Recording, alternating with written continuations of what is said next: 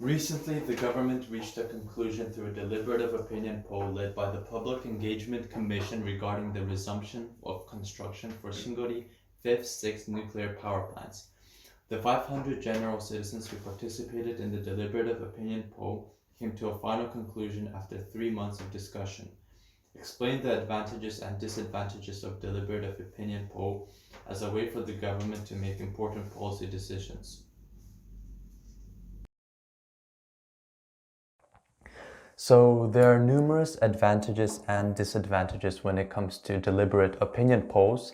From now on, I will refer to them as DOPs for short.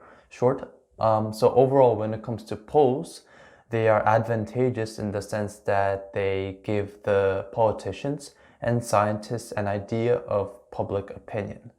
However, the problem with conventional polls is that they are often unreliable because the general populace often lacks information to properly judge policies or scientific theories. Unlike these conventional polls, DOPs arguably do not face such issues because they promote critical thinking and research among the public. Thus, they are good in situations where the public usually has very little information. By promoting conversation with experts and politicians, DOPs educate the public, giving them enough information to make sound decisions about policy. Ordinary polls are problematic because they're often based on impressions, which in turn are based on feeling or flawed logic rather than critical thinking. And why is that? Well, firstly, there's no reason for the public to usually examine the trade-offs of a policy. Secondly, the general populace usually has no reason to invest a substantial amount of time and effort into research about a policy. Thirdly, these days, fake news is very prominent and it misleads a lot of people. And fourthly, in the rare case that the public does avoid these traps and does do comprehensive research, it often still fails to consider all possible repercussions of a policy.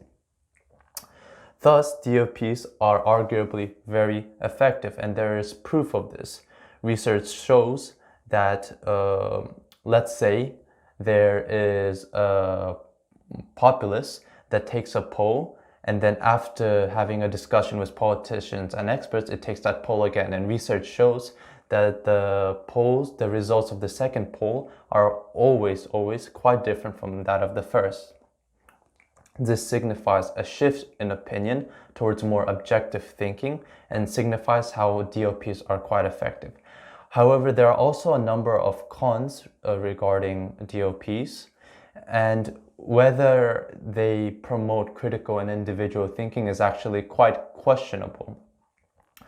Well, it is true that DOPs promote more thinking. However, one can argue that those people that participate in them are largely persuaded by politicians and the politicians and experts that they talk with.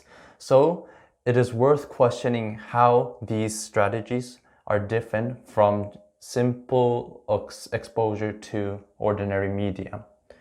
Also, even though DOPs promote research among the populace, it is arguable that a large portion of the populace does not know how to do proper research, as many people in countries outside of Korea do not necessarily receive a good education after high school and do not obtain necessary research skills. Thirdly, it is arguable that many people cannot make complicated decisions about policies due to a lack of scientific knowledge. And fourthly, DOPs take quite a lot of time, so they are unsuitable for policies that need immediate action, and as a result, they're also expensive.